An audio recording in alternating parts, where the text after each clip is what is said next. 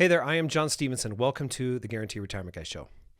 Today, we're going to be talking about how annuities are taxed compared to stocks.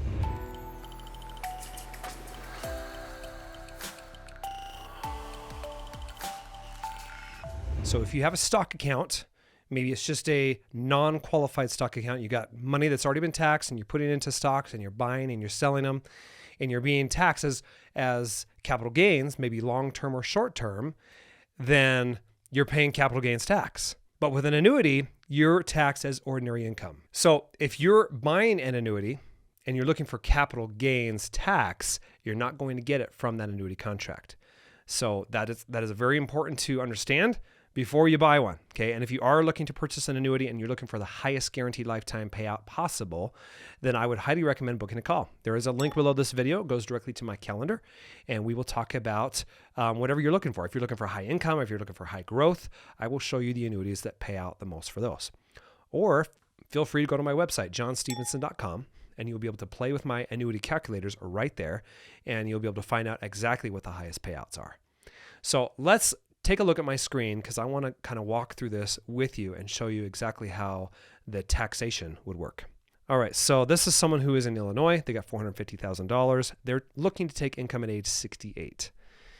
All right, so the income to them would be, if they're looking for the highest payout, would be with a SPIDA, and that's $46,953.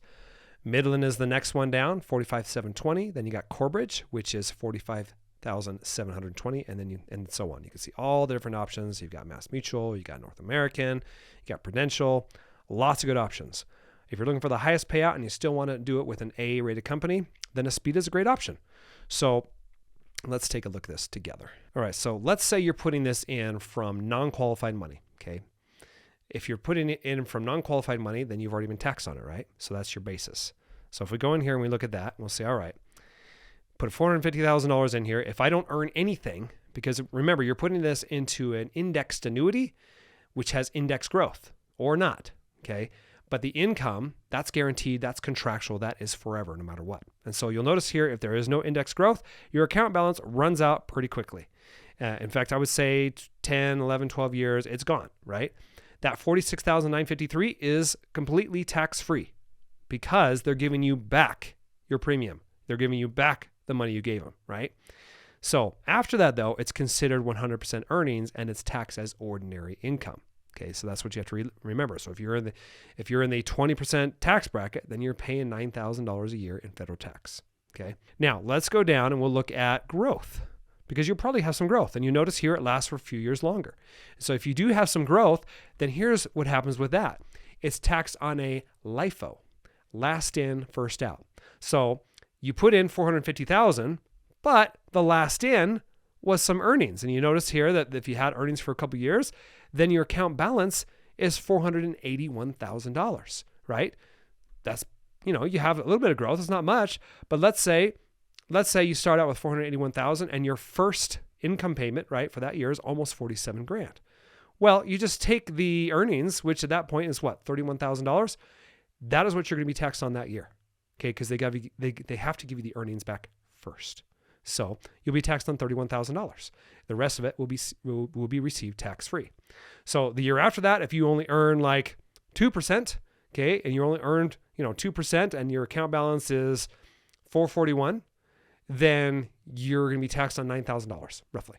Okay, that's really how these look. And so really, when you're looking at non-qualified money, it's kind of spread out. Part of it's tax-free, and part of it is taxable. So you'll kind of have a mix of the two because each year you'll have a little bit of growth from the index.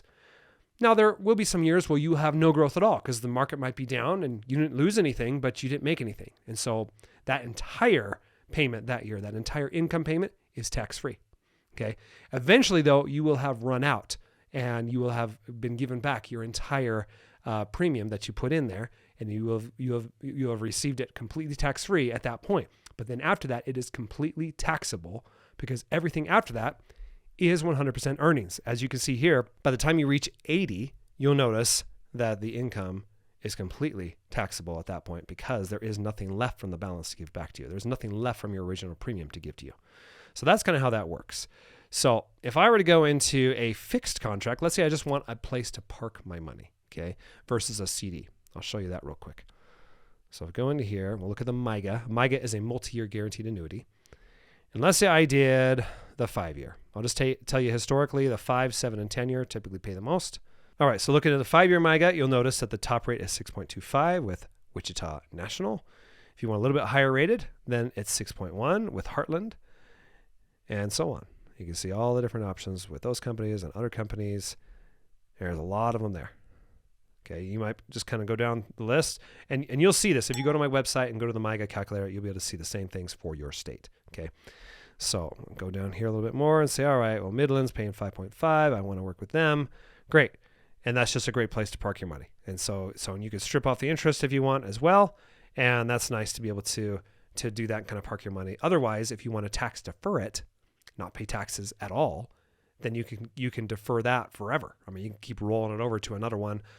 Each, maybe do this every 5 years or every 7 years, just roll it to another MYGA. You could keep on doing that, keep on tax deferring your money, unlike with a regular brokerage account where if you buy and sell and you make a profit, you're going to pay taxes that year, or a CD, you're going to pay taxes that year, right? Capital gains tax. But with this, you're not paying any taxes until you take it out. And then when you take it out, it's taxed at ordinary income tax rates. So hope that helps. If you have any questions, comment below. If you like the video, make sure you like, subscribe, share. And if you want to purchase an annuity, book a call with me. There is a link below this video. It goes directly to my calendar, and we'll get on a Zoom meeting and we'll chat. Otherwise, you can go to my website, johnstevenson.com, and you can book a call with me right there. And I would highly encourage you to check out my annuity calculators and see what the payouts are.